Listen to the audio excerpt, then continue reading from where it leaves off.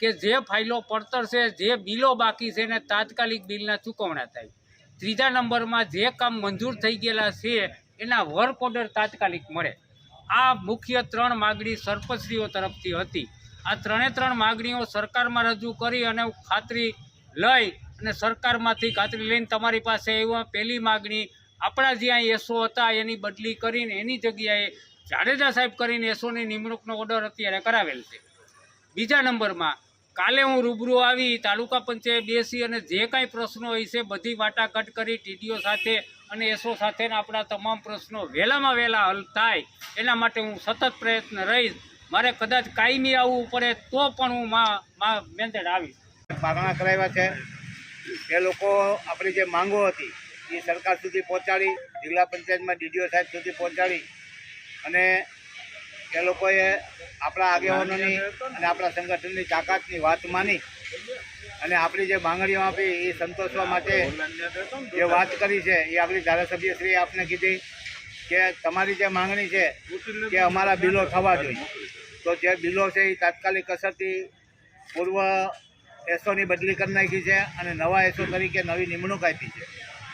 એટલે હું ધારાસભ્યશ્રીનો પ્રમુખશ્રીનો ખૂબ આભાર માનું છું કે તાત્કાલિક અસરથી આવડું મોટું કામ કર્યું. આપણા એસઓ આવતીકાલે અહીંયા આવશે, તમામ બિલો તમામ ફાઇલોની છણવટ કરી અને તાત્કાલિક બિલો કરશે એવી આપને ખાતરી મળી છે. એસઓ બદલાવાની વાત હતી તો એસઓ પણ બદલાવી દીધા છે. નવા કામ શરૂ કરવાના છે, એ નવા કામો પણ તાત્કાલિક અસરથી શરૂ થાય. એટલે અમારા યુનિયન જે ભૂખર તાલુકા પેટર્નનો સુખદ અંત આવ્યો છે.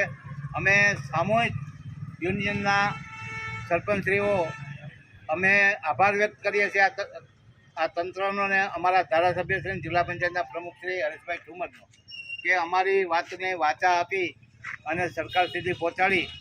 સતત 2 દિવસ ત્યાં જિલ્લા પંચાયતે ત્યાં રહી ન થતું એવું કામ એ લોકો કરાવીને આવ્યા. હું અવારનવાર ફોન ઉપર હતો ત્યારે મને કહેતા અમે કામ પતાવીને તમને અહીંયા તમારી પાસે આવશું. અહીંયા ઘણીવાર મીડિયાવાળા કહેતા હતા કે તમારે કોઈ ધારાસભ્ય. માં motor driving, safe and sure driving. Driving એ શોખ સાથે આપની મોટી જવાબદારી પણ છે. અમારા ઇન્સ્ટ્રક્ટર દ્વારા સચોટ અને સરળ માર્ગદર્શન. આપની રોજની તાલીમની માહિતી મેળવીને શું અધુરાશ છે એના ઉપર પૂરું ફોકસ કરાય છે.